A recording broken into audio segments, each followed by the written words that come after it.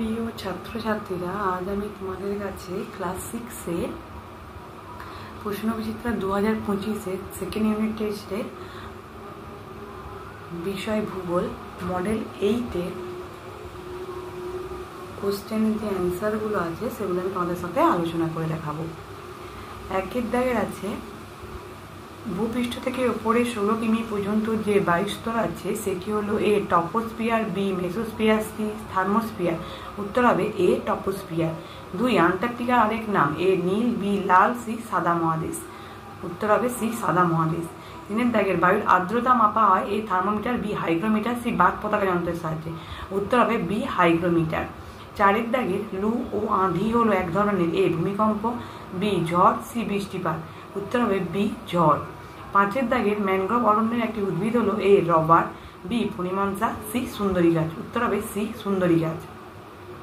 6 দাগের উচ্চ রক্তচাপ কমায় এ তুলসী, বি নিম, সি সর্পগন্ধা গাছের পাতা। উত্তর হবে সি সর্পগন্ধা গাছের পাতা। 7 দাগের বন্যপ্রাণী সংরক্ষণ আইন চালু হয় 1972 সালে, বি 1982 সালে, সি 1992 সালে। উত্তর হবে এ 1972 সালে। 8 দাগের পৃথিবীর দ্বিতীয় বৃহত্তম মহাদেশ হলো A Asia, B Africa, C Europe. উত্তর হবে বি আফ্রিকা। 9 দাগের 30 থেকে 35 বছরে গড় আবহাওয়াকে বলা হয় এ রেনগোজ, বি জলবায়ু, সি অ্যালবেডো। উত্তর হবে বি জলবায়ু। 10 দাগের পৃথিবীর তাপমণ্ডলকে এ 3 ভাগে, বি 4 ভাগে, সি 5 ভাগে ভাগ করা। উত্তর হবে এ 3 ভাগে। 2 দাগের একে দেখো আছে, 2 দাগের একের দাগের কোশ্চেন আছে,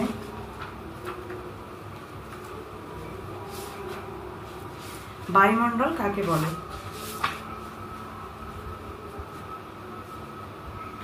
বায়ুমণ্ডল কাকে বলে এটা দেখো, আমি তোমাদেরকে দেখাবো, টেক্সট বই থেকে দেখাবো বেশিটাই।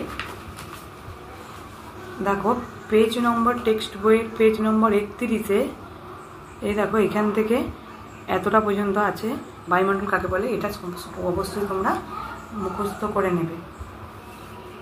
এবার 2 দাগের কি আছে দেখো, প্যানজিয়া কি, ঠিক আছে। এই দেখো এই যে এখান থেকে এতটা পর্যন্ত প্যানজিয়া কি অবশ্যই তোমরা বাড়িতে মুখস্থ করে নেবে। এটা আছে দেখো পেজ নম্বর 35-এ টেক্সট বই। 3 দাগে আছে দেখো, পৃথিবীর দীর্ঘতম হিমবাহের নাম লেখো। উত্তর হবে ল্যাম্বার্ট। 4 দাগে দেখো, দৈনিক উষ্ণতার ফসল বলতে কি বুঝো। এটা দেখো পেজ নম্বর 47-এ টেক্সটে এখান থেকে এতটা পর্যন্ত আছে, এটা দৈনিক উষ্ণতার ফসল বলতে বোঝায়। 5 দাগে পৃথিবীর সব থেকে বেশি বৃষ্টিপাত কোথায় হয়। উত্তর হবে মেঘালয়ে মৌসিনরামে। 6 দাগে আছে, কোন মাটিতে জল ধারণ ক্ষমতা বেশি। উত্তর হবে কালো মাটি। 7 দাগে আছে দেখো, পরিযায়ী পাখি কাকে বলে। এটা টেক্সট বই থেকে আমি নিয়েছি, পেজ নম্বর 92-এ দেখো এই যে পরিযায়ী পাখি কাকে বলে, এখান থেকে এতটা পর্যন্ত লিখলেই হবে। তোমরা অবশ্যই বাড়িতে মুখস্থ করে নেবে, ঠিক আছে। তারপরের কোশ্চেন দেখো, এটা আমি একটা অন্য বই থেকে তোমাদেরকে দেখাবো। 8 দাগের কোশ্চেনটা, ঠিক আছে। স্বাভাবিক উদ্ভিদ কাকে বলে আছে, দেখো স্বাভাবিক উদ্ভিদ কাকে বলে। এটা দেখো এই যে এখানে স্বাভাবিক উদ্ভিদ কাকে বলে, ঠিক আছে। এই যে এখানে আছে, অবশ্যই তোমরা মুখস্থ করে নিবে বাড়িতে। বিশ্ব অরণ্য দিবস কবে পালন করা হয়। উত্তর হবে 21শে মার্চ। 10 দাগে লুপ্তপ্রায় প্রজাতির সুরক্ষা ও উন্নয়নকে কি বলে। উত্তর হবে অভয়ারণ্য। 3 দাগে ঠিক বা ভুল নির্ণয় করো। 1 দাগে পৃথিবীর মোট জল ভাণ্ডারের নাম কি। বায়ুমণ্ডল। উত্তর হবে ঠিক। 2 দাগে ভারত মহাসাগর পৃথিবীর 3য় বৃহত্তম মহাদেশ। এটা হবে ভুল। 3 দাগে ক্রিল হলো পেঙ্গুইনদের প্রধান খাদ্য। উত্তর হবে ঠিক। 4 দাগে সূর্যের লম্বরশ্মির কারণে কম অঞ্চলে বেশি তাপমাত্রা হয়। এটা হবে ঠিক। 5 দাগে প্রাচীন পলিমাটিকে খাদার বলে। এটা হবে ভুল। 6 দাগে হিমালয়ের পার্বত্য অঞ্চলে রেড পান্ডা দেখতে পাওয়া যায়। উত্তর হবে ঠিক। 7 দাগের পরিমাংসা একটি লবণাম্ব উদ্ভিদ, এটা হবে ভুল। 4 দাগের বাম দিকের সঙ্গে ডান দিকের মিল স্থাপন করো। বাম দিকে 1 আছে বায়ুর চাপ, তার সঙ্গে ডান দিকে মিল হবে ব্যারোমিটার। 2 আছে বায়ুর আর্দ্রতা, তার সঙ্গে মিল হবে হাইগ্রোমিটার। 3 আছে বায়ুর গতিবেগ, তার সঙ্গে মিল হবে অ্যানিমোমিটার। 4 দাগের আছে নর্মদা নদীর উৎস, তার সঙ্গে মিল হবে অমরকণ্টক সিংহ। 5 আছে মরু অঞ্চলের মাটি, তার সঙ্গে মিল হবে জল ধারণের ক্ষমতা কম এবং অনুর্বর। 5 দাগের কোশ্চেনগুলো তোমাদের কোন বইয়ে কোথা থেকে আছে সেটা আমি দেখিয়ে দেব। দেখো বলছে 5 দাগে 1 আছে নিম পাতার ব্যবহার লেখো। এটা দেখো আছে, দেখতেই পাচ্ছ আমি টেক্সট বই থেকে নিয়েছি, পেজ নম্বর 91। এই যে নিম পাতার ব্যবহার দেখো, এই পয়েন্টগুলো তোমরা লিখবে অবশ্যই। এইটা 1 নম্বর পয়েন্ট, আর পরেরটা 2 নম্বর পয়েন্ট। এছাড়াও তুমি আরেকটা পয়েন্ট লিখতে পারো। দেখো আমি তোমাদের এখানে লিখে রেখেছি যে নিম পাতা যে কোনো চর্মজাতীয় রোগের জন্য প্রয়োজন হয়, ঠিক আছে, এটাও একটা পয়েন্ট। তারপর দেখো 2 দাগে কি আছে, পার্বত্য অঞ্চলে মাটির বৈশিষ্ট্য লেখো।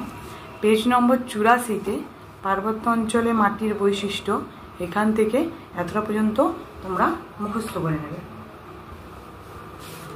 টেক্সট বইয়ে। তারপর দেখো কালবৈশাখী কাকে বলে। পেজ নম্বর দেখো 80-তে কালবৈশাখী কাকে বলে, এখান থেকে এতটা পর্যন্ত অবশ্যই তোমরা বাড়িতে মুখস্থ করে নেবে। তারপরে দেখো আবহাওয়া ও জলবায়ুর পার্থক্য লেখো। এটা পেজ নম্বর 45-এর আবহাওয়া ও জলবায়ুর পার্থক্য, এখানে 3টা আছে, অবশ্যই তোমরা বাড়িতে মুখস্থ করে নেবে। তো 5 দাগে দেখো আছে আন্টার্কটিকার জগৎ।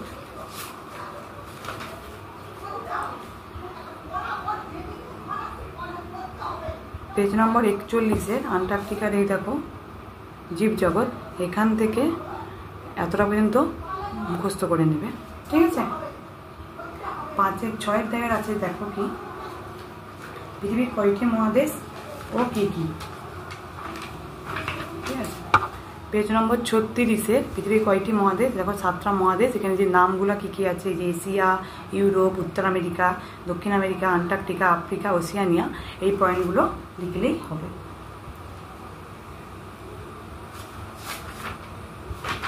জলচক্র কাকে বলে, দেখো পেজ নম্বর 34-এর জলচক্র, এখান থেকে এই যে এতটা পর্যন্ত অবশ্যই তোমরা লিখবে এবং সঙ্গে অবশ্যই ছবি দেবে।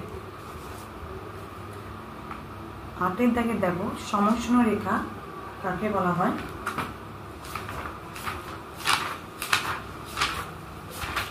সমষ্ণ রেখা কাকে বলা হয়, দেখো এইটা সমষ্ণ রেখা কাকে বলা হয়, এর সাথে এই যে 3টা পয়েন্টও লিখতে হবে, ঠিক আছে। এটা দেখতেই পাচ্ছ পেজ নম্বর 52-তে আছে টেক্সট বইয়ে, ঠিক আছে।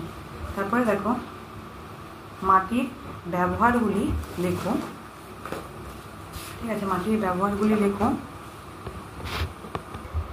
এটা আমি যে 6 দাগের 1 মাটির ব্যবহারগুলি লেখো, এটা আমি এই যে পেজ নম্বর দেখতেই পাচ্ছ 211-তে ছায়া সহায়িকাতে এই যে মাটির ব্যবহারগুলি কী কী, এখানে দেখো 1 দাগের পয়েন্ট, 2 দাগের পয়েন্ট, 3 দাগ, 4 দাগ, 5 দাগের যে পয়েন্টগুলো আছে এগুলো সবই অবশ্যই তোমরা বাড়িতে মুখস্থ করে নেবে।